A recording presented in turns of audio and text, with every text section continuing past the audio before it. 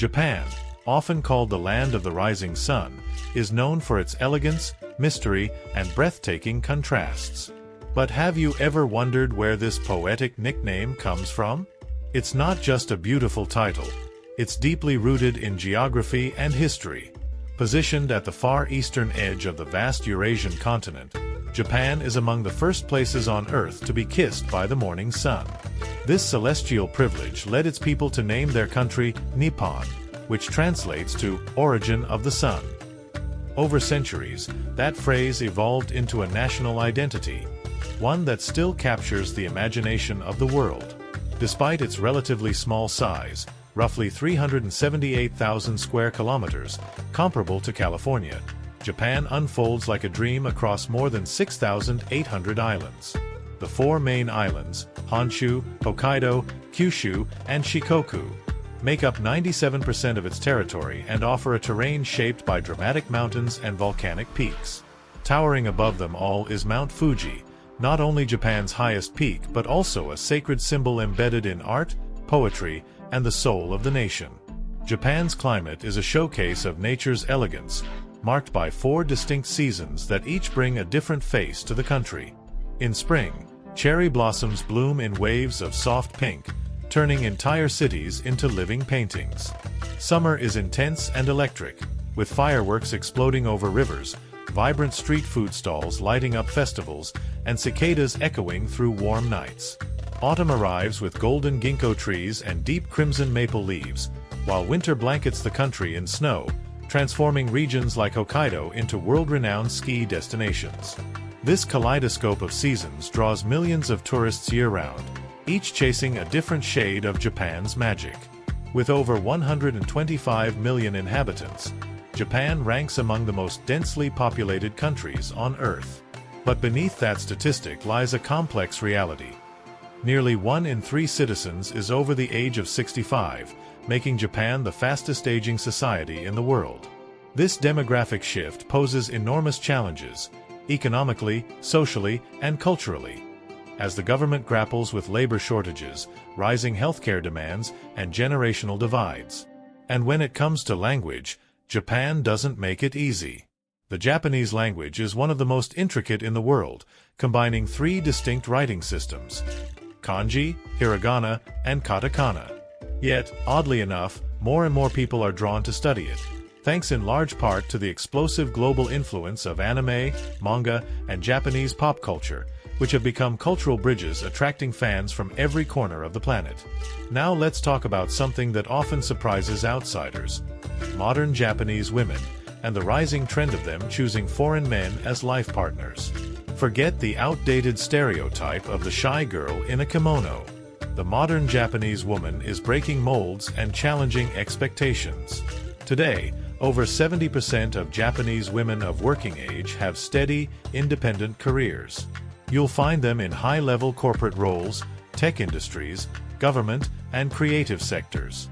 Marriage and motherhood are no longer the automatic next steps.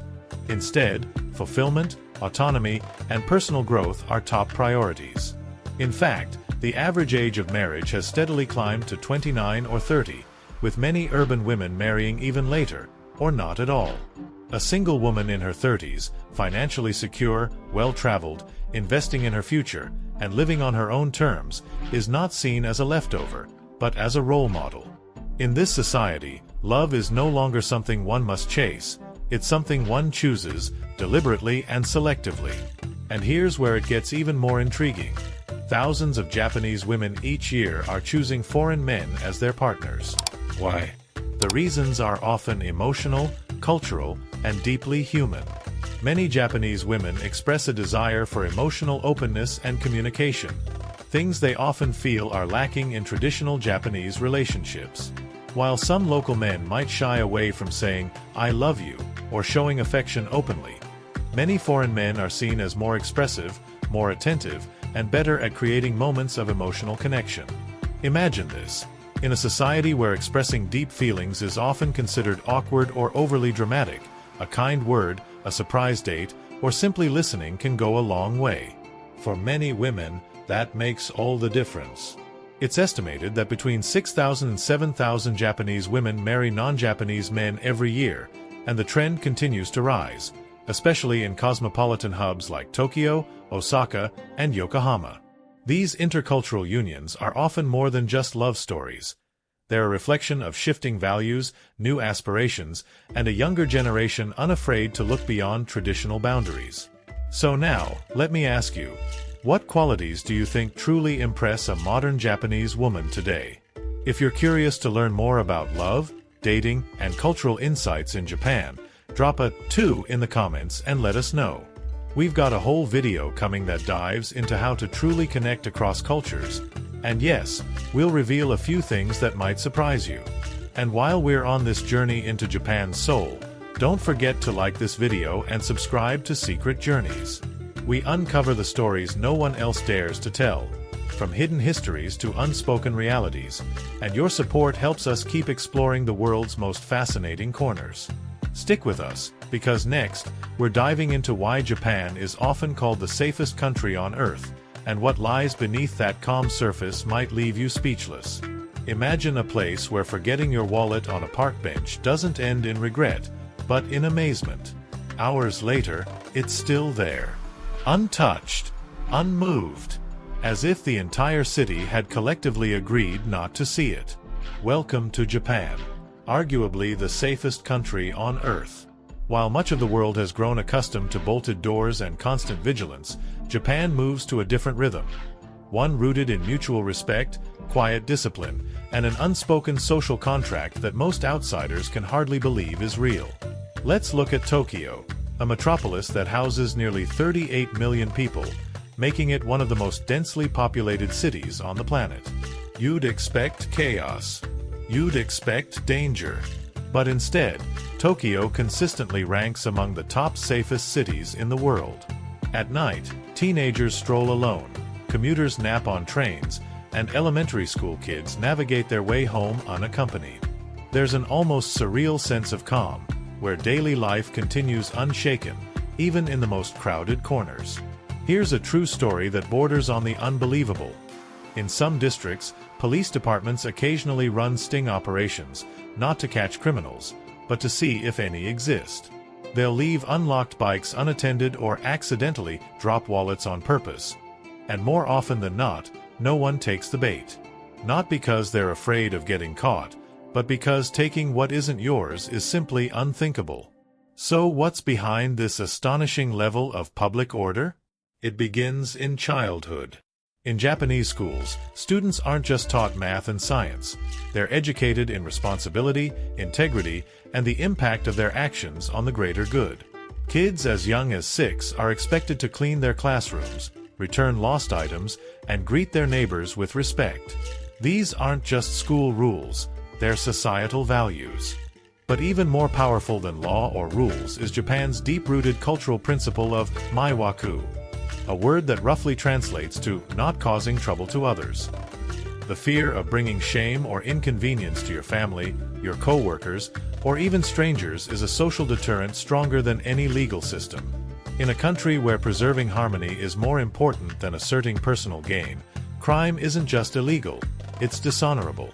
Now, let's shift gears, but not too far.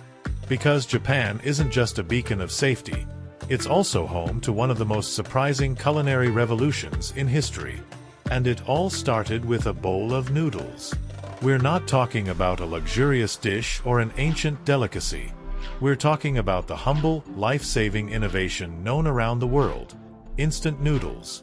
Back in 1958, a man named Momofuku Ando had a vision to create a meal that was affordable, fast, and accessible to anyone, anywhere.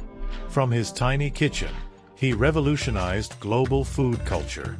Just add boiling water, wait 3 minutes, and you've got a hot meal in your hands. Cheap, filling, and easy to prepare. It became a lifeline for students, workers, travelers, and even astronauts. Yes, astronauts.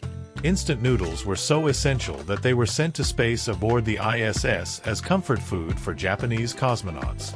But in Japan, instant noodles aren't just practical, they've become an art form, a cultural obsession.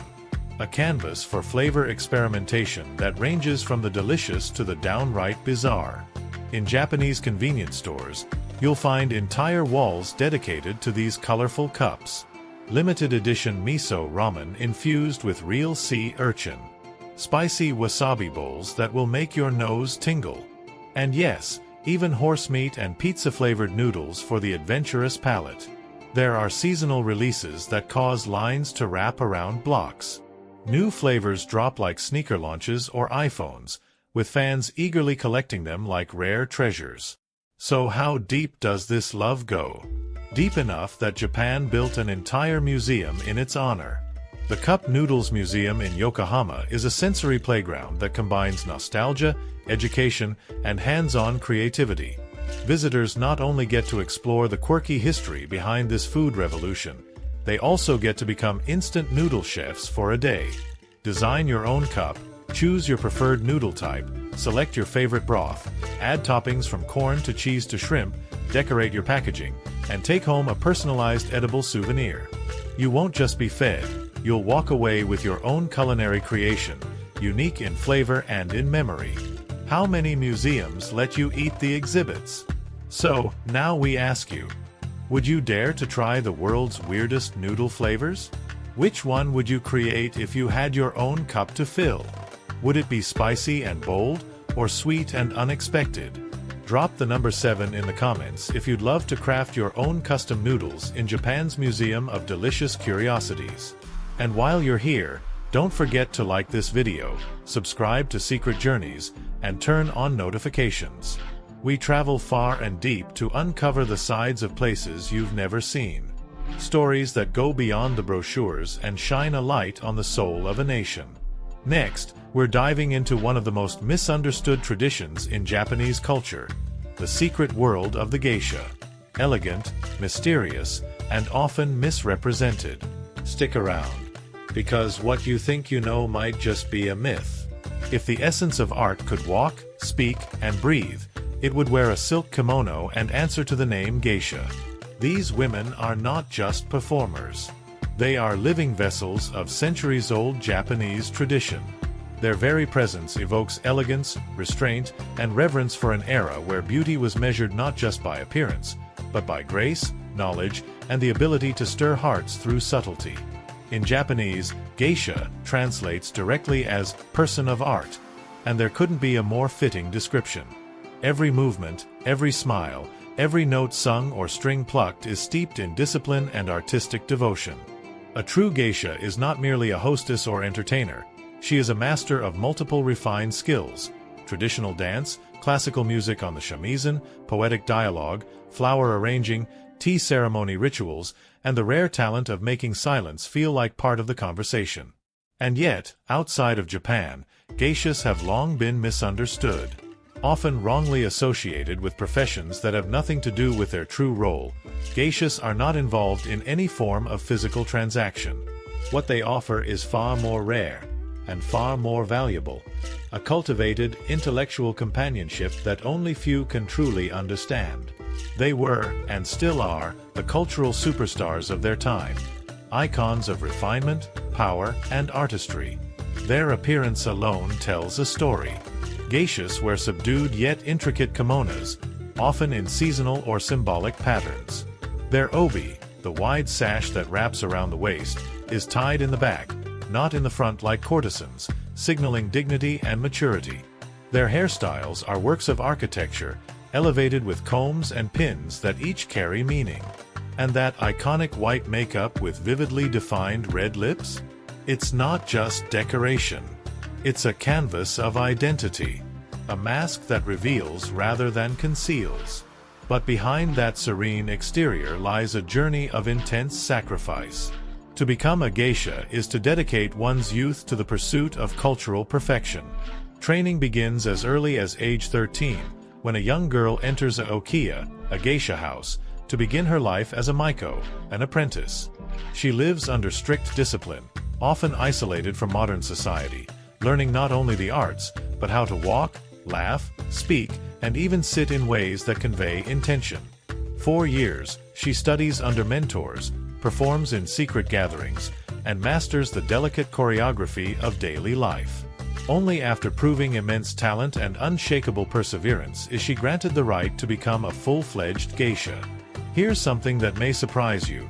The very first geishas in history weren't women at all. They were men, known as taikamochi. These male entertainers were storytellers and musicians hired to amuse samurai and nobility. But as female geishas began to emerge with exceptional skills in dance, music, and conversation, not to mention natural allure, the demand shifted. Today, there are only 1 or 2 practicing male geishas left in all of Japan, holding on to a fading chapter of a once dominant tradition. Yet the soul of geisha culture remains vibrantly alive in districts like Kyoto's Gion, where the streets still echo with the soft tap of geta sandals and the delicate rustle of silk as geishas glide by like specters of Japan's golden past. Now, while the geisha embodies artistry, another deeply ingrained ritual in Japanese culture speaks volumes about accountability, and it's just as complex and symbolic. In many parts of the world, saying, "I'm sorry," might involve a quick word, a handshake, or even a public statement. But in Japan, an apology is a crafted performance, a social contract, a gesture heavy with emotion, symbolism, and cultural gravity. And in extreme cases, it comes with the shaving of one's head. Yes, in Japan, shaving your head can be an act of profound apology, an ancient way of expressing humility, shame, and the willingness to start anew. Though less common today, this act still carries significant meaning, especially in situations where public trust has been broken. But even without the shaved head, the act of bowing in Japan communicates layers of intent. There's the subtle 15-degree bow for greetings, the deeper 45-degree bow used for sincere apologies. And then there's the dajiza, kneeling until your forehead touches the floor, a position of utter surrender, used when someone is asking for forgiveness with every ounce of their being. It's not just physical posture, it's emotional vulnerability made visible. What drives such intense gestures? In Japan, it's the concept of face, one's honor and reputation within the community. Losing face can mean losing trust, relationships, even your place in society. That's why people will go to extraordinary lengths to make amends. Because in a culture that values harmony above all, making things right isn't optional, it's sacred. So now we ask you, would you kneel to the ground to say you're sorry? Would you shave your head to show you regret a mistake? Do you think your culture could ever embrace that level of humility? If this deep dive into Japan's layered traditions, from the haunting elegance of the geisha to the solemn art of apology, has opened your mind or stirred your curiosity, don't forget to hit the like button, subscribe to Secret Journeys, and turn on notifications. Because the further we travel, the more we realize, the real stories begin where the stereotypes end. Up next, we're venturing into a side of Japan rarely shown in tourist brochures. From lonely deaths to abandoned towns, we're going to explore how a rapidly aging society is reshaping the soul of a nation. You don't want to miss what comes next. There are moments in Japan when simply bowing, no matter how deep, isn't enough. In a culture where dignity and collective harmony outweigh even individual truth, the act of apology has evolved into something far more powerful, and at times, even symbolic to the point of ritual sacrifice. In cases of public disgrace, ethical missteps, or any act seen as bringing shame not only upon oneself but also one's group, organization, or even school, some Japanese individuals take the act of remorse to the next level. They shave their heads. Yes, you heard that right. A completely bald head becomes a wordless yet thunderous apology, a gesture rooted in the values of the samurai era, when a man's hair symbolized honor, pride, and personal identity. To remove it voluntarily was to declare, "I'm no longer clinging to ego, I'm ready to begin again." Perhaps one of the most striking modern examples was when a young pop idol, caught in a dating scandal, appeared in a tearful online video with her head completely shaved. She wasn't apologizing for a crime, but for breaking an unspoken rule, for disappointing the expectations placed upon her. It was as if she was offering the only thing she had left, her public image, as restitution. In Japan, saying, "I'm sorry," doesn't always mean admitting guilt. Sometimes it's a preemptive gesture to maintain peace. Sometimes it's about making others feel at ease, even when you're the one who's been wronged. Picture this: you bump into a Japanese person on the street, and they apologize. Why? Because they value emotional balance over assigning blame. Because disrupting the atmosphere is a bigger offense than being physically pushed. Have you ever witnessed someone go to that level of humility just to make things right? Would you ever shave your head as a symbol of regret? If this shocks or intrigues you, leave a comment with the number 6 and share your take. But if you think that was surprising, wait until you hear how Japan doesn't just apologize differently, it innovates differently. Japan is more than temples, cherry blossoms, and etiquette. It's a global powerhouse of technology, an innovation engine that runs not on oil or coal, but on relentless curiosity and unmatched discipline. This island nation devotes more than 3% of its entire GDP to research and development every single year. That's one of the highest investment rates in the world. But why does that matter? Because Japan doesn't just use technology, it creates it. From the iconic Walkman to the game-changing PlayStation, Sony didn't just lead markets, it transformed culture. Toyota revolutionized how we drive, consistently selling over 10 million vehicles annually, while setting the global standard for hybrid and electric vehicle innovation. Ever used a memory card? That was born in Japan. So were many of the robots currently assembling products in factories across the planet. Japan even built Fugaku, the most powerful supercomputer in the world in 2020, capable of performing 442 quadrillion calculations per second. That's not science fiction. That's a nation investing in the future with laser focus. And while countries race to catch up, Japan is already blending robotics with human care, using artificial intelligence to assist the elderly and developing touch-sensitive androids capable of emotional interaction. In short, if the world is becoming more digital, Japan has long been holding the blueprint. But if you think that's the limit of Japan's creativity, think again. In a society where loneliness has become an epidemic, Japan found a unique solution that's both bizarre and heartbreakingly human. You can hire love. Yes, you read that correctly. In Japan, you can rent family members, partners, even a full wedding party. There are entire agencies in Tokyo and other major cities that specialize in rental relatives. Need a boyfriend to meet your parents? A wife to impress your boss?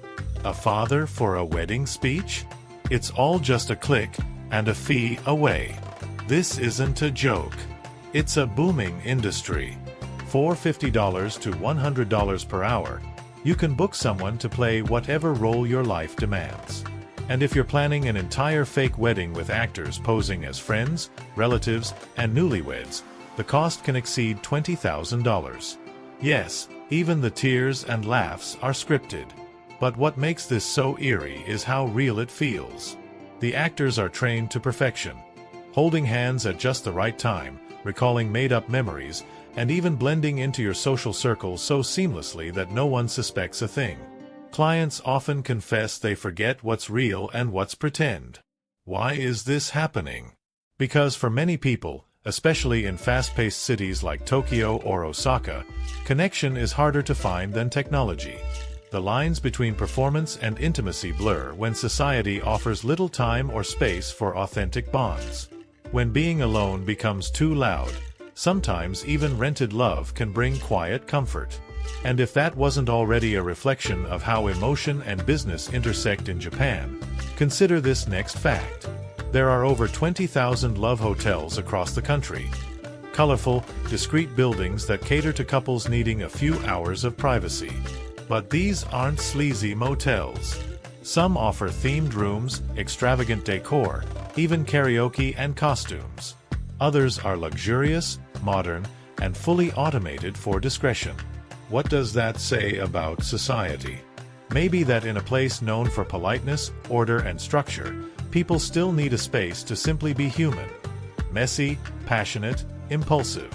Maybe it's proof that even in the most efficient societies, the desire for connection, for intimacy, never fades. So now, we want to hear from you. Would you rent a family just to avoid judgment? Have you ever felt so alone you considered paying someone just to talk? How would your culture handle this? Drop your thoughts in the comments below.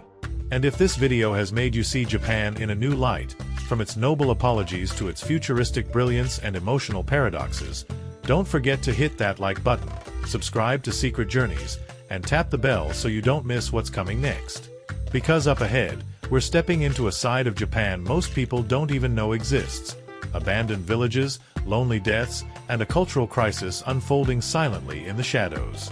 And once you see it, you'll never look at Japan the same way again. You might think it's a taboo, but in Japan, it's a $40 billion reality. Across the neon streets of Tokyo, the lively alleys of Osaka, and even the tranquil districts of Kyoto, exists an entire parallel universe made of over 20,000 love hotels. Not seedy motels hidden away in corners, but fully designed, often luxurious, theme-based escapes that have become as embedded in Japanese culture as sushi or cherry blossoms. And no, this isn't something whispered about in shame.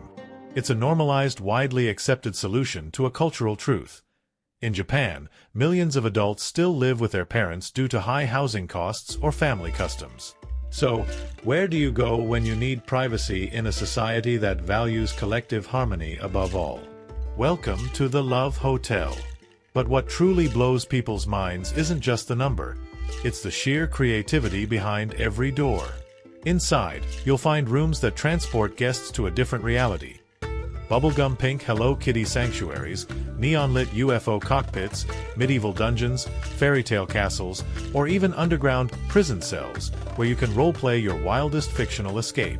Some rooms come with rotating beds, heart-shaped jacuzzis, disco balls, or rainfall machines that simulate a stormy evening in the tropics. Here, you don't speak to a receptionist. You don't even need to book in advance. A touchscreen does all the talking. Pick a room. Pay discreetly.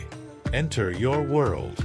Privacy and efficiency are the two golden rules. And yet, while it might sound strange to outsiders, this booming industry brings in double the revenue of Japan's world-famous anime sector. That's how ingrained and profitable this concept has become. Now imagine this. Would you dare spend the night in a glow-in-the-dark spaceship? Or maybe try the Romeo and Juliet suite, with a balcony and curtain for dramatic flair? If you would, type the number 9 in the comments and I'll reveal some of the weirdest hotels in Japan that Google Maps won't even list. But while some places are built for fantasy, others are shrouded in sacred silence.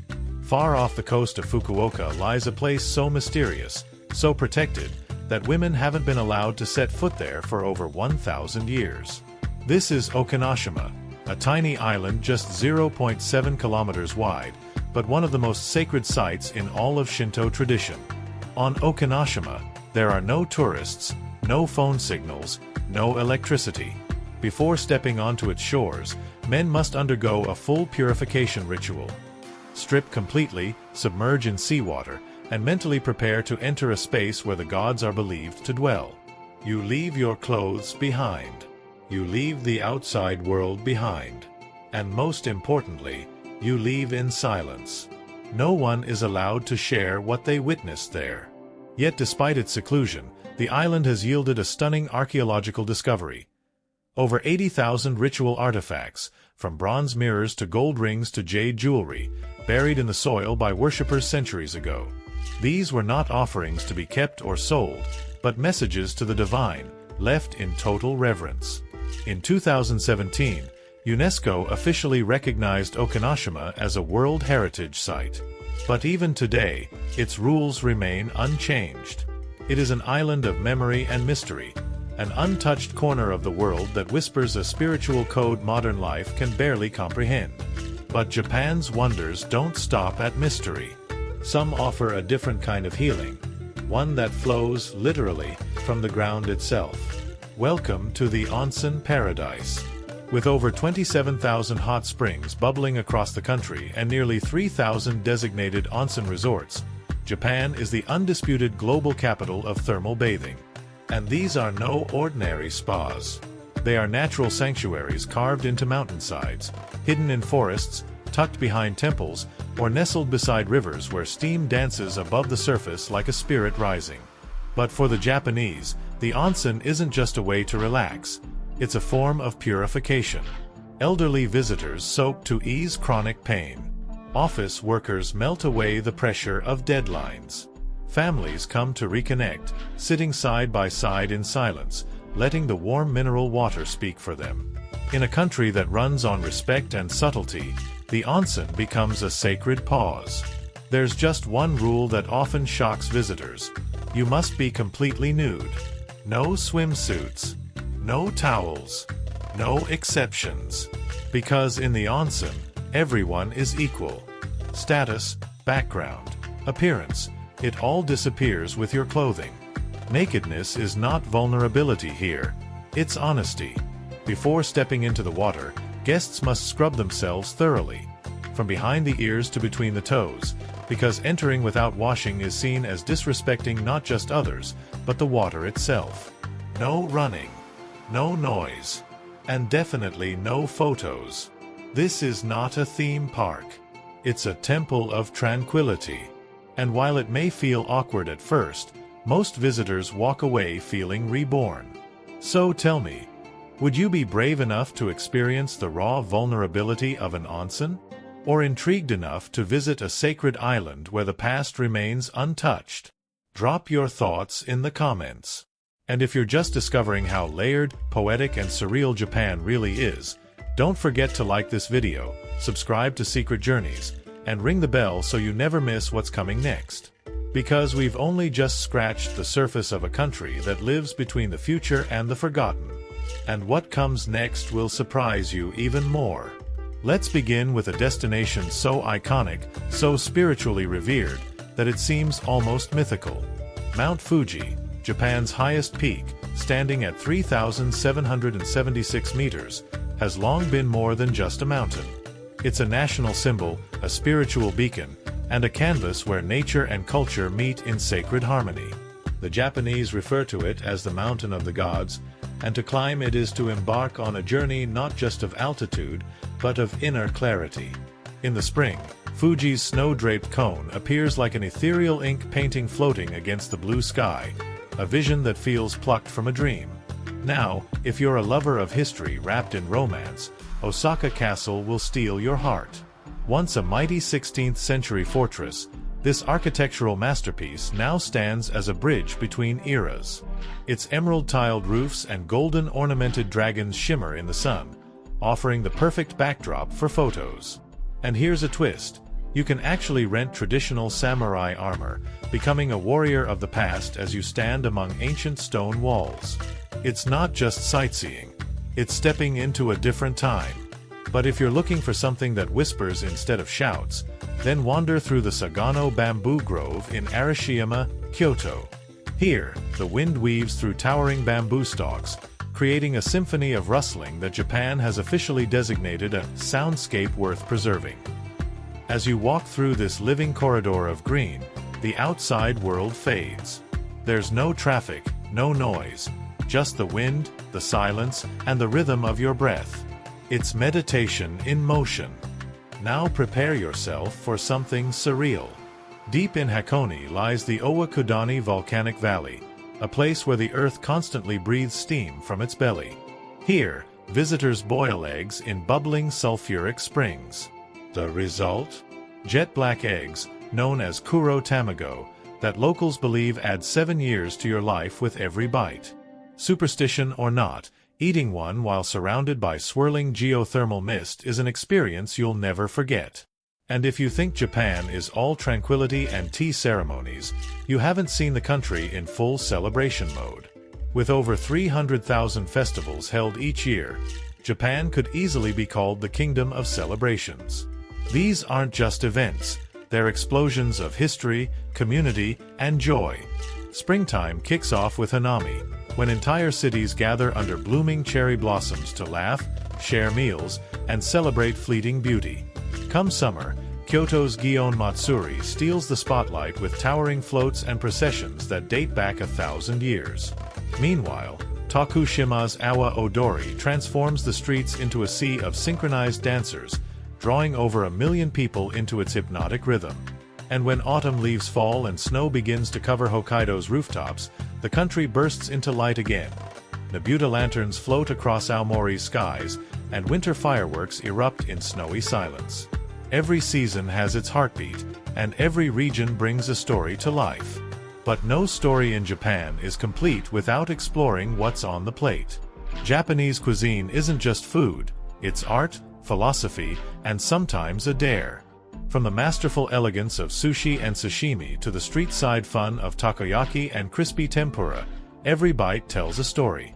Japanese chefs pay microscopic attention to balance, color, temperature, texture, even sound, transforming every meal into a theatrical experience. But if you thought Japan only serves mild delicacies, think again. In Kumamoto, a regional specialty might raise eyebrows, the sashi, or raw horse meat. Served sashimi style with ginger and soy sauce, it's hailed for its lean, high-protein benefits, but for many tourists, it's less of a meal and more of a test of courage. And the surprises don't stop there. Japan is also the land of eccentric ice cream flavors. Think ramen, soy sauce, squid ink, or even horse meat ice cream. A shop in Tokyo proudly offers over 100 mind-bending varieties. Are you brave enough to try it? Drop a comment with the number 14 if you'd sample one of these daring flavors. Of course, all these delights come at a price, and Japan's cost of living is a topic many travelers ask about. Let's be real, Japan isn't cheap, especially in places like Tokyo or Osaka. Rent in the city center can range from $1,300 to $2,500 per month. But venture into the outskirts or quieter prefectures, and you might find cozy accommodations between $390 and $800. Food, however, is refreshingly affordable. A solid meal in a local restaurant might cost you $6 to $10, while a nice dinner for two can range from $25 to $80. Want a quick McDonald's combo? Around $5 to $7. Utilities, electricity, gas, water. Add another $100 to $200 to your monthly bills, depending on the season. Public transport? Efficient, safe, and clean, but it comes at a cost. Monthly passes range from $80 to $150. Want to stay fit? Gym memberships average $50 to $100. Need dental care? Basic cleanings run about $30 to $50 per visit. All in all, a single person living in Japan can expect to spend between $1,500 and $3,500 per month, depending on their lifestyle. Yes, it's pricey, but what you receive in return is priceless. Safety, cleanliness, innovation, and a society where efficiency and elegance are built into daily life. Aokigahara, the forest where sound disappears. Nestled at the shadowy base of Mount Fuji lies Aokigahara, a forest so thick and silent it feels like stepping into another dimension. The trees are so densely packed that even wind barely makes its way in, creating an unnatural hush. But it's not just the silence that makes this place legendary, it's the reputation. Aokigahara is often called the suicide forest, and for decades it has been a place where many have come to quietly end their lives. What makes it even eerier? Compasses often malfunction within the forest due to the magnetic iron content in the volcanic soil. Trails are lined with colored tape left behind by visitors to find their way out. Some succeed, others do not. Yet for all its darkness, Aokigahara is deeply tied to Japan's history of yurei, restless spirits, and the idea that the forest may house souls not yet at peace. Some monks even perform spiritual cleansing rituals in the area. For locals, it's not just a place of tragedy, it's a place where the boundaries between life and death are blurred.